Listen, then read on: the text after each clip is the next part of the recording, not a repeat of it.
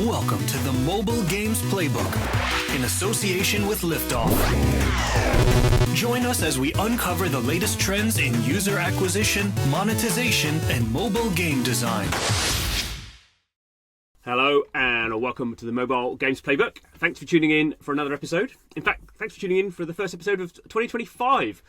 So that being the case, in this podcast we are going to be looking into our crystal balls and making some predictions about what's going to happen. Obviously that means to some degree we're looking at what happened in the trends of 2024 and how they sort of move over, we think, to 2025, but also a few other things as well that we will be looking at, which may be not so much trends from 2024, but we will see how the conversation takes us. I'm your host, John Jordan, and joined today by experts who are going to making their predictions. So we have Kalle Heikkinen, Senior Chief Market Analyst. I think you've changed your job title there, Kalle. Did I? I actually didn't even know about that. But yeah, okay, let's go with that. That's what I've been told. Anyway, through me, cool. And Wilhelm Voutilainen, Chief Game Analyst, both from LiveOps. How's it going, Wilhelm? I'm doing excellent. It's really great to be here once again. Good. I always think the end of year, start of year sort of podcasts are sort of the most fun because there's sort of so much to say and it's a really sort of open discussion. Really, we can go where we're going to go. But we're going to start off with something I guess that we talk about all the time because it is the sort of fundamental bit of the mobile games industry or any games industry, and that's monetization. So, Kalle, you're going to kick us off with what you think is going to be happening on those sort of monetization trends. Yes. So just to set up the scene, if we discuss first a bit about like what has been sort of the big trends in monetization in 2024 and also before that. So of course industry has been discussing very much about direct to consumer approaches, so web stores and the likes. Subscription plans, how to monetize those has been a big topic, and then hybrid monetization. And if we think about why these have been sort of the hot topics for some time already, well, game developers are always trying to find ways to diversify their revenue sources, and in particular to find ways to monetize the non-paying users as well. Of course, this varies genre by genre, but to make kind of like a generalization, that's the case. And that's one reason why we're seeing, for example, so many of these new hybrid casual games entering the market, especially in 2024. The other thing that I would like to highlight is the regulatory pressure on some of the existing monetization methods, and I'm looking at gacha or loot box monetization in particular. So I think it was like 2 days ago or 3 days ago, BBC actually published this piece that developers are not disclosing in their game ads that their games contain loot boxes, even though they should. So let's see what will be the outcome of that, what will happen. But this is just another example that there is some scrutiny when it comes to these specific monetization mechanics, and there might be some negative outcomes to developers as well if they're not following the rules set in specific geographical regions, for example, when it comes to loot boxes and how you can advertise them and use them in your gaming products. And then the third thing, I would say that technological advancements. So it's nowadays just even more possible to have, for example, even more personalized, let's say, IAP offers. Or if we think about the web stores, they can be they're evolving all the time. They're becoming more integrated, and the user experience is also improving all the time.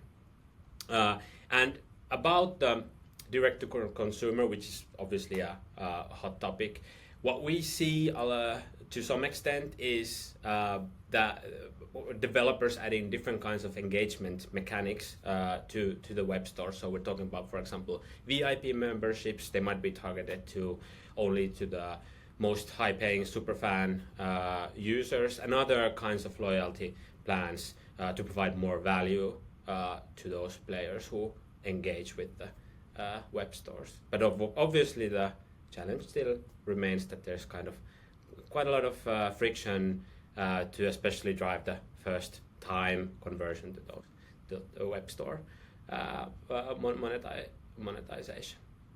But Wilhelm, I know that you have done some research on some like specific monetization sort of like offer types, for example. So do you have some insights for us? Yeah, so we have been following, for example, on the casual side, these different. On the LiveOps in general, we have been following this super closely for the past like 3 years or so. So if we look at the sort of that what the top casual games, for example, are doing in the let's say in the standard offers, it's basically that this kind of chain and progressive offers. So basically, you so first offer you get for free, then the next one you need to pay a premium price, then you get a new one for free, and then you get to pay, and this kind of this progression element there. That's kind of becoming this kind of industry standard now. But now recently we have seen even like further innovation in those mechanics. For example, Coinmaster has been bringing these kind of, they have their progression kind of offers, but on top of that, they even have like a bonus progression milestone track. So based on how many offers you have claimed, so purchased or claimed for free, then you gain even like bonus rewards. So that's one of the sort of the innovation in that. One other type, actually super interesting, that has come more from like this mid-core, but now apparently casual as well, so are these kind of these engagement offers, which basically fuse the gameplay with kind of direct monetization together. So for example, Dice Dreams has been running this. So Dice Dreams is one of the like the trending, like absolutely super good performing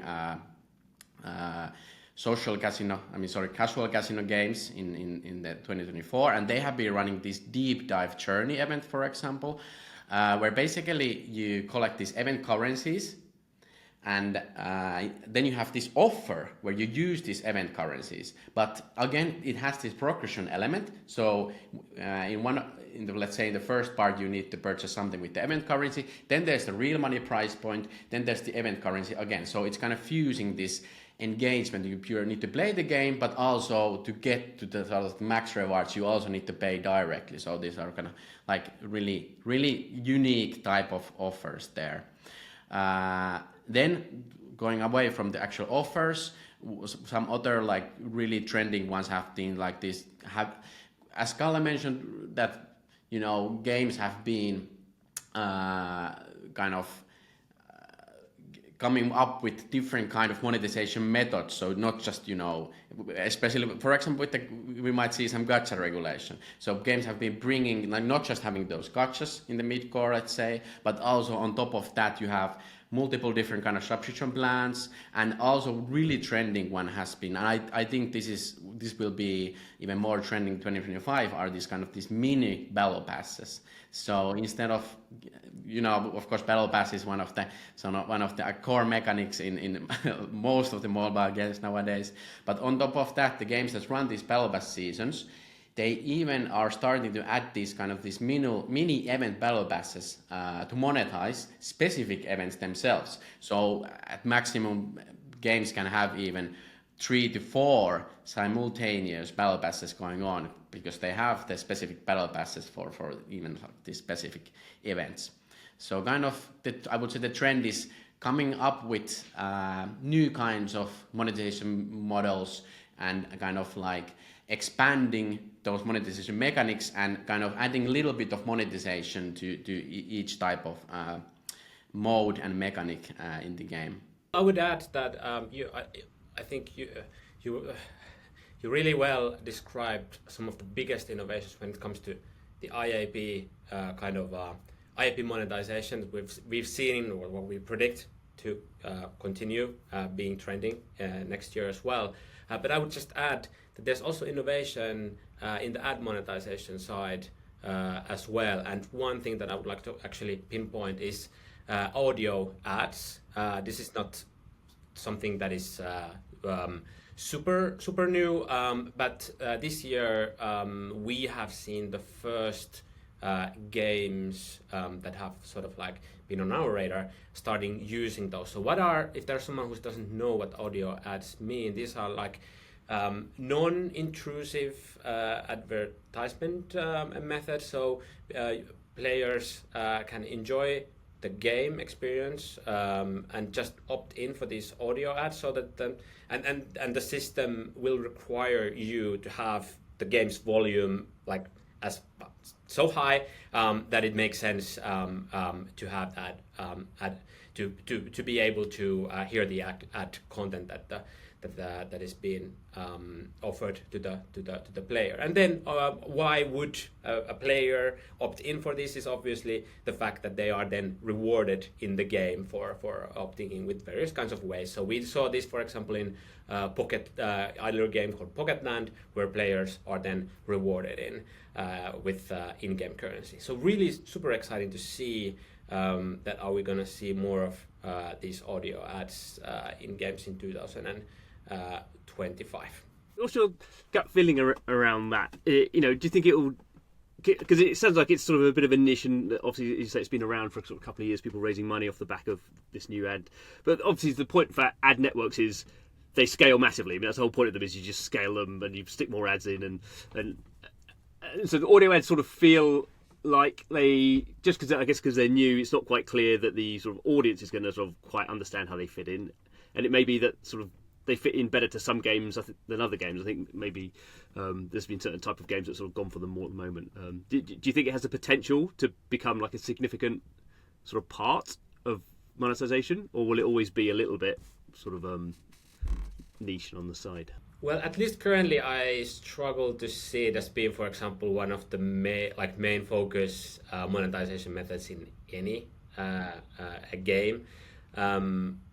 I see it more as like we've been talking about this, like diversifying the revenue sources. So having different kinds of IAP methods, different kinds of subscription tiers, direct-to-consumer methods, and also ad monetization. What are the different ways that you can generate ad revenue? So I think this is just another tool in that toolbox to generate that, at least currently. But interesting to obviously see if that's like if some game will really try to double down on the audio ads. I guess you'd say it's one of those things. Maybe it doesn't have to be significant in and of itself, but if it's just adding another, I don't know, 10-15%, that why would you sort of turn that down if if some people like it and it sort of fits into your monetization flow?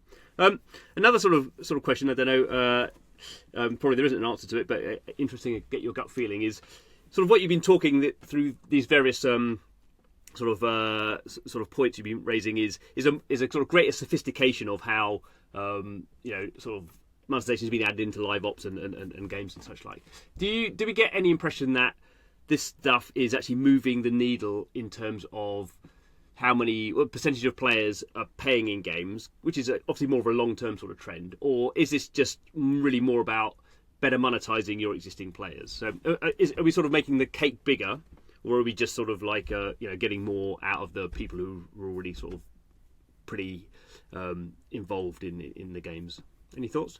Well, I think especially, let's say we talk about this audio ads, but like ad monetization in general, I think that's a fantastic way to monetize the non-paying players.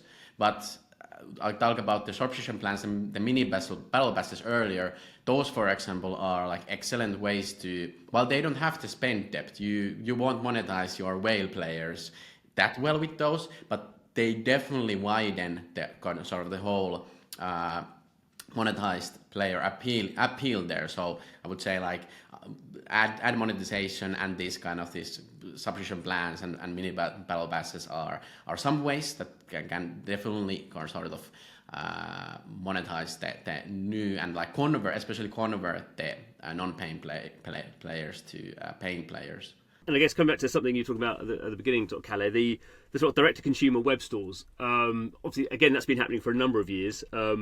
Is that sort of fully baked in now? Is that just sort of, are all mobile developers doing this now, or is it still sort of the bigger ones tend to do it, and it's still sort of got quite a long way to go in terms of being in the majority of games? Because clearly it's just much more flexible in how you just in terms of the amount of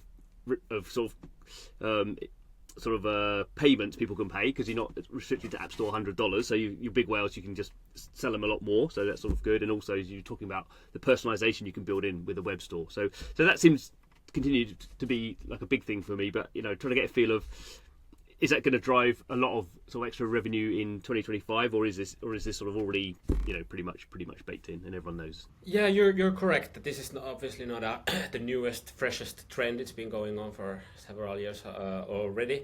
I don't have any numbers to throw at the table, but I want to say, obviously, the number of games, for example, the top 200 grossing that have their own web stores has been growing all the time. It has not been decreasing. So I think we're already at the point that, maybe Wilhelm can correct me if I'm wrong, but like most of the games, especially in certain genres, let's talk about, like, for example, Forex strategy or something like that, have their own web store. So I think it's going to be more about now polishing the experience of using the web stores, making the technology better, making it more seamless to the user, and not that much anymore about expanding to perhaps new games. So that's how I see it. Yeah, you're definitely correct with that. Like, even in the casual side, like almost like majority of the casual titles nowadays have their web stores. And one like really interesting conversion way that I've been seeing lately is that these games like kind of advertise inside the game that hey, that you can, there is, for example, these free daily gifts, but to claim those you need to actually visit the web store to claim those. So, well, I guess the bottom line is it's obviously like 30% of revenue potentially for free if you just move your payers over to a web store rather than going through the App Store. So I mean that's the obvious sort of a win for the developers. Cool. Okay. So monetization, good, and you sort of mentioned it a little bit, Wilhelm, already. That plays into LiveOps, but in terms of LiveOps as its own sort of subject, what do you think is going to be happening there? Yeah, so of course, LiveOps has been and still is, I would say, like one of the key aspects of having a successful free to play title. But now I would say, like, what the trend, especially in 2025, will be as these, especially in these top games, the LiveOps frameworks and the cadences are more established. So you have really kind of this fluid event calendars with lots of different events running simultaneously. So something we've seen lately, especially, is that this kind of overarching and interconnecting events. And this has been happening both on the mid-core and in the casual. So if we think about first the overarching events, that's more on the kind of the mid-core side. And of course, like on the PC, we have Fortnite being kind of the forerunner in these games, so running these kind of these overarching seasonal events which interconnect all of their modes in the game. That's actually really interesting. Then, for example, we've been following the EAFC, like one of the biggest games there is right now, especially in terms of like monetization. So with the new, when EAFC transferred from 24 to the 25, they also brought these overarching events to their game, and on the mobile side, then, for example, the Wild Rift has just recently started doing this. So Riot's League of Legends Wild Rift, which basically with this event called Rift Adventures. What it basically does is that it's again this kind of this overarching event, and then it's kind of this. If you open up the game, you can see the kind of the in-game event calendar there, and so basically on the UI, it kind of connects all the events that are happening during that kind of longer, I would say, like 3-month season, and then mechanically it connects by having this event shop, and throughout the whole Rift Adventures event, you would participate all of the events that happen during that time. You collect this event currency and you use that in the same shop, which basically connects all the events together. And then on the casual side, the interconnecting has happening as well a lot to, let's say, for example, seasonal collectibles albums that's been trending a lot, and these larger mini game events. So those will definitely, I would say, going forward in 2025, those will get even more popular. One also really interesting example is actually from Lily's Garden, which has been really like going hard into this kind of interconnecting events. If you look at their calendar right now, they are running 4 simultaneous interconnecting events. So they have their seasonal collect album, so you collect these memories from all around the games, from the kind of the smaller events of the game. Then they have their makeover event, where you need this makeover currency to progress, and again it's collected from all around the game from other events. Same for the merge event right now, and then they just recently implemented this task event as well, which requires you to play all various different events of the game. So I would say that will be the big trend of 2025 there. What I would add to what just Wilhelm said is one thing that I know this is not the newest new trend again, but IP collaboration events. I'm highlighting this for the fact that we just saw so much of them in 2024, and some of them could be like overlapped with some of the like biggest revenues that those games had, for example, in 2024. Just to name drop, for example, the SpongeBob event, for example, in Brawl Stars, overlapped with some of the biggest revenue spikes that the game had. Not saying that it's because of that particular event, but it most likely had a role to play in that story as well. So definitely looking at 2024, it's safe to say that we will see a lot more games leveraging these recognizable IPs to just attract different kinds of audience segments to their game. So that's one thing. And then the second thing is that of course, like, we cannot do this podcast without mentioning AI, right? So LiveOps and AI. So I know that there's been a lot of talk about how AI could potentially be used to tailor and personalized live events, for example, for different user segments. So think about a user, for example, that is about to churn from the game. Could the game launch specific events or specific rewards to re-engage that user? I know some of that is already happening and stuff like that, but I do think that that might be something that we will see more in the 2024 and beyond. Yeah, definitely on the AI side, I agree.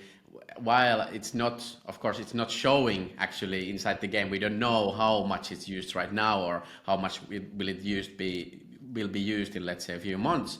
But if we think about how much content, for example, you need to create to keep up with this competition in the LiveOps, it's absolutely crazy. So even for like asset creation, for, let's say, for the cosmetic items or even the event UIs, the AI definitely, I would guess already is speeding those things up and will help even more in during the next year.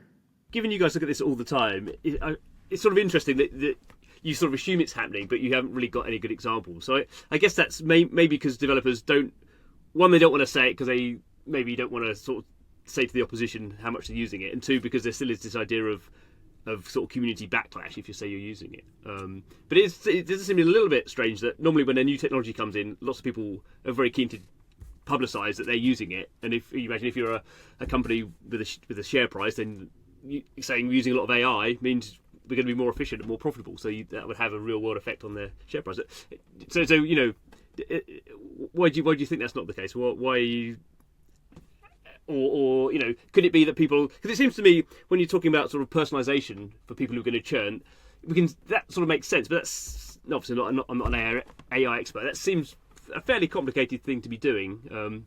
Not to say AI couldn't do that now, but I just don't know whether could an AI system actually do that at the moment. Do we know that could be the case? Yeah, I guess I would kind of flip that question around and ask that what is the upside of this, I don't know, for game developers to discuss that towards consumers, what would be the benefit of that? The one concrete example that we do have is that we've had a couple of Chinese games, I think they both were MMORPGs, that in their app store descriptions mentioned that, hey, the narrative content or the narrative design has been, I don't remember, was it partly or fully done by AI. So they saw something there that they want, for some reason they wanted to communicate that to consumers, which is interesting. But yeah, I agree. That's a very good question. I don't know, Will, do you have anything on that? Nothing that on top of that, I agree on that part. It's like, is there really a reason to that we want to market our game by having by that we use the AI? So You can imagine it being the case if someone comes up with something so wacky that the point of it, the fact that an AI is creating it and will continue to create it, is sort of that's the point. Is we've got this mad AI agent and it's creating this bonkers game that other we wouldn't it's just so the experience is just so weird and so AI like that that's the point of it, that you're playing inside a game that a weird AI is made. I mean, I suppose that's an interesting point. Maybe we need that game that is so embracing AI, that it's the value proposition towards the consumer. It's all about the AI. So maybe that will be the kind of the first one to do that. And then I guess I would assume many developers are also closely looking at what their competitors are doing. If their competitors are not talking about AI, then they're thinking that maybe we should not talk about it either.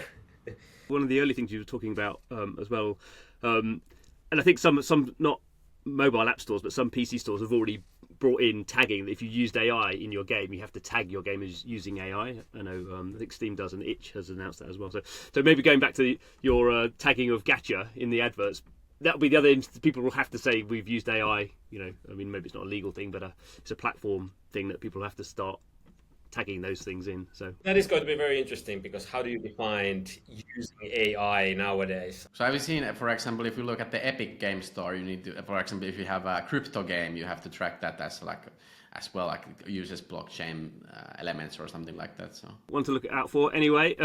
Yes, I think AI will definitely be in our conversations in 2025. Do you want to talk more generally about sort of game and genre trends? Yeah, so I can start on this one. So my sort of prediction is going to be that most of the new top games in 2025 will either include an IP or they will be some kind of genre mashups. So we have some recent examples of recent kind of success stories. Pokemon TCG Pocket doing quite well, the IP game. Then we have the Royal Kingdom, which is basically they're using the IP of the Royal Match, but having a kind of this genre mashup with kind of this match 3 combined with this puzzle RPG element. So taking a little bit from the mid-core there, and then the Capybara Go, which is kind of like also really interesting success story that's been trending a lot. So kind of like combining social casino with RPG kind of, so having this kind of genre mashup there. So that's definitely my opinion. What do you think about that, Kalle? Yeah, I agree that like borrowing from the social or casual casino playbook with different kinds of like betting mechanics and stuff like that, I think we will see more of that. This year we had some example, for example, the merch space. The Merch Mansion was the first one to launch this secret supply event. I'm not going to go into details of that. It's actually a little bit complicated event, but it had some kind of like gambling elements in the way that the players could like choose like if they bet more resources, then they would get more as potential rewards and so forth. So and then Gossip Harbor and well, at least Gossip Harbor, one of their main competitors, copied that one as well. And that event type has actually been overlapping. I'm talking about the Merch Mansion one, has been overlapping with very significant revenue spikes as well. So that's interesting.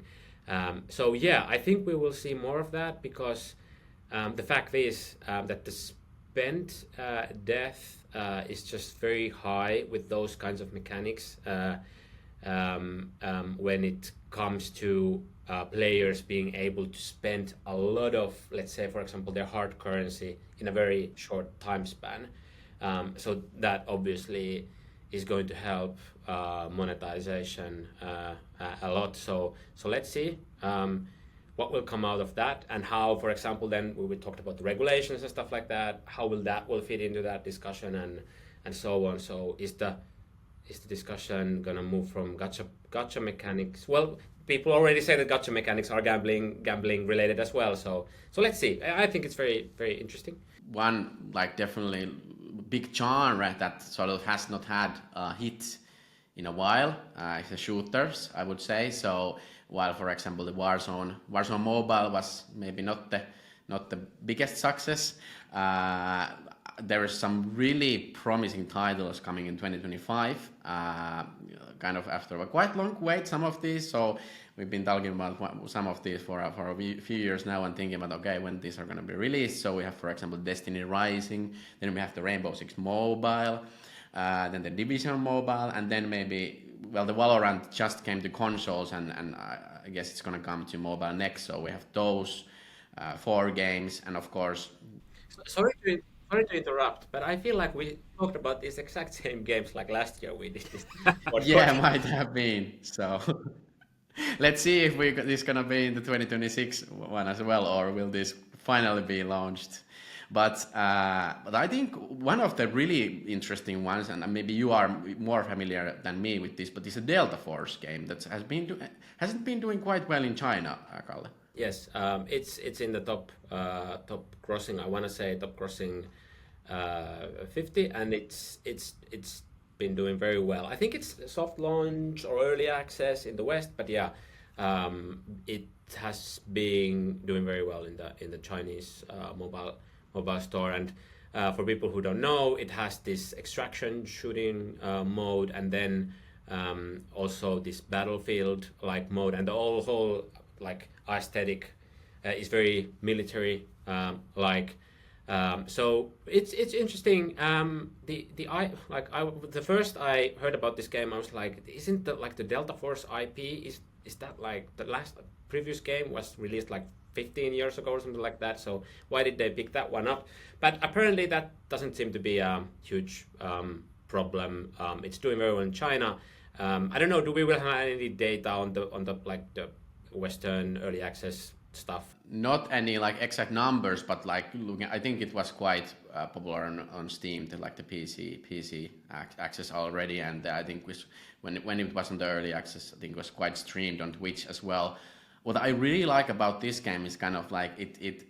So when I mentioned those kind of key success factors for these, especially these mid-core games, is you either have an IP or you are a genre mashup, and this game kind of brings both of those. And one other aspect which is super, we have not seen on mobile shooters in a long time, is that apparently Delta Force will have a single-player story campaign. So that's a really interesting one. So let's see if it will bring up kind of like new audiences to the sort of mobile shooter genre as well.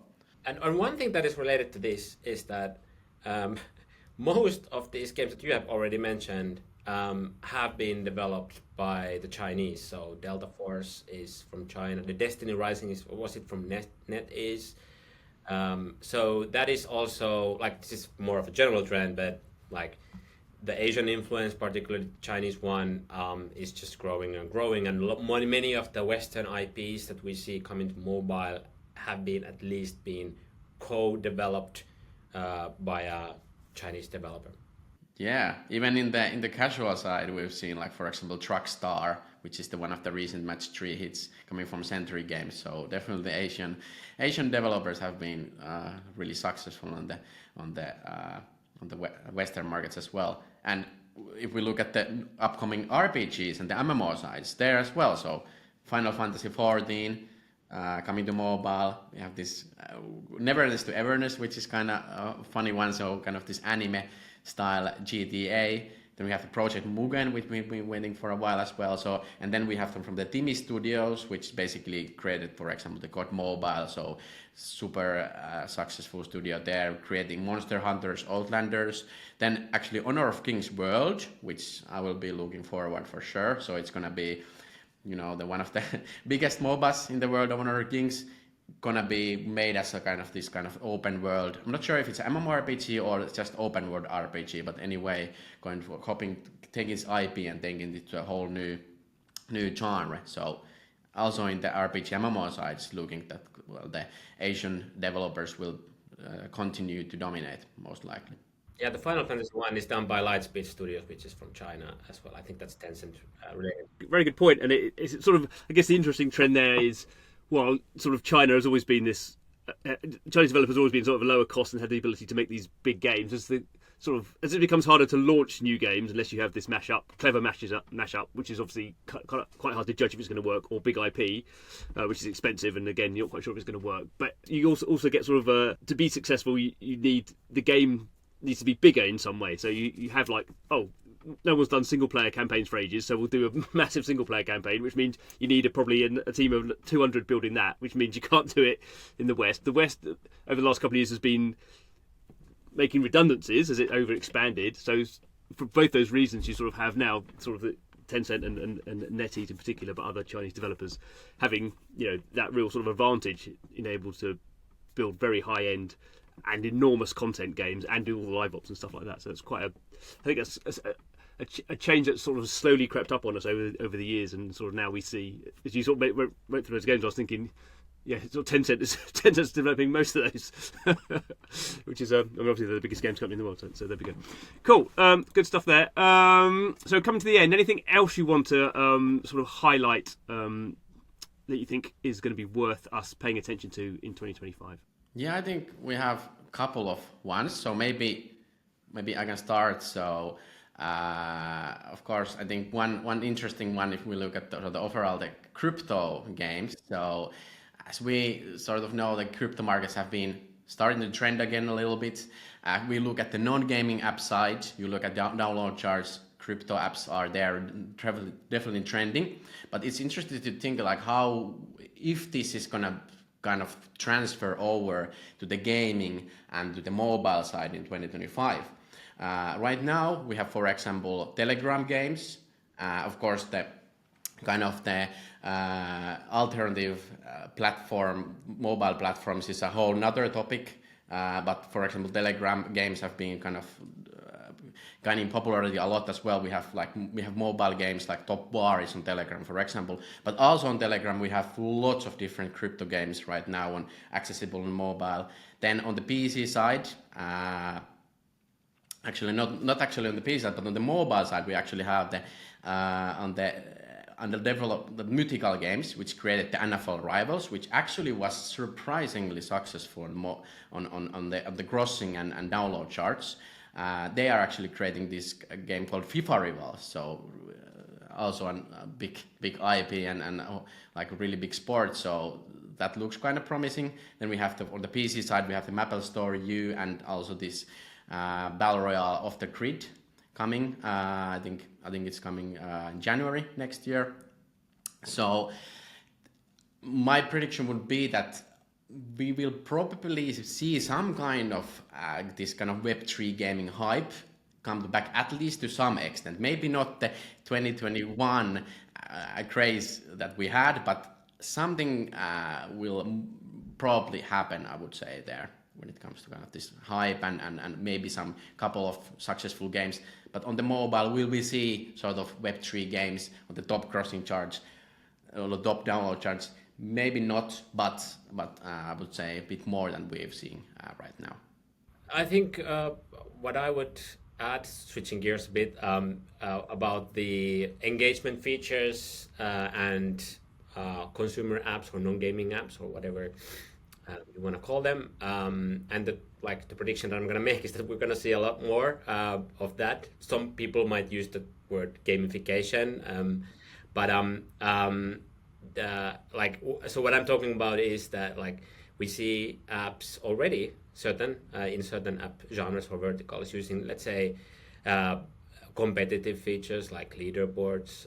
You open up Strava, for example, which is a fitness app. They utilize that very heavily. Streak systems are very good to drive daily engagement and retention. We see that utilized quite a lot. We will definitely see more, because like we know from the gaming side, keeping an existing user is just much more cheaper than acquiring new ones, and that applies to to non-gaming as well. There's so many examples nowadays. Like Instagram has an achievement system nowadays for certain user cohorts, just like Tumblr, for example. If you ever used Bing, the Google competitor, they have this task reward system in place, so that incentivizes you to do various kinds of searches and use different kinds of Bing features to get in-app currency, for example. I guess everyone knows that LinkedIn added games, for example, to the platform, which is interesting, to say the least. And you mentioned, Wilhelm, the crypto apps. So those are full of various kinds of progression mechanics, different kinds of levels that you can progress to get various kinds of rewards. You have tasks, daily tasks, onboarding tasks, and different and stuff like that. So and you know, the features are fun, for example, but definitely, you know, effective in driving retention and encouraging that daily usage. So let's see, like, very interesting times in that regard as well. A good way to wrap up, and I think, trying to obviously can't conclude everything we've said, but I think one of the things that I sort of really took out, and it's something that people have sort of mentioned for a while clearly, is the big successful games as sort of continuing to be the big successful games and sort of grow their audience, and just the ability for any new game to break in and take audience away when people have been playing these games, Fortnite being the obvious example, maybe for many years, and there's so much in those games now as they add new features and add new rewards, or in the case of Fortnite, bring new games in or become a platform in and of itself. And to a degree, lots of the games, mobile games we've spoken about during the year, you know, one of the things you said is they're all adding these things all the time, mini games, mini events. They're all, and obviously, I guess something we haven't really discussed today is, you know, Supercell bringing back one of its sort of failed standalone games as a mini game, or it will be bringing it back as a mini game inside Clash of Clans. So the games very much become sort of platforms, or very much sort of places where you go to play your favourite game and see what other experiences are in there. And that's sort of, again, what you've been saying, Kalle, there about sort of engagement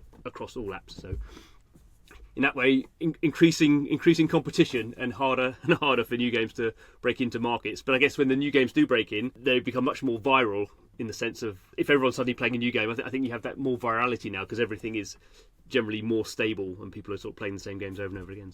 So always exciting times.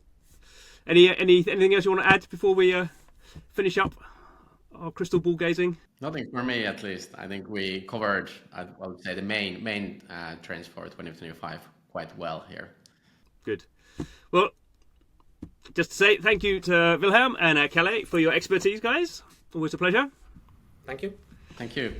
And thanks to you for watching, listening, however you are consuming the podcast. We hope you are going to stick with us through all the thrills and spills of 2025. So don't forget to subscribe so you don't miss out any episodes. But we will see you next time. See you then. Bye-bye.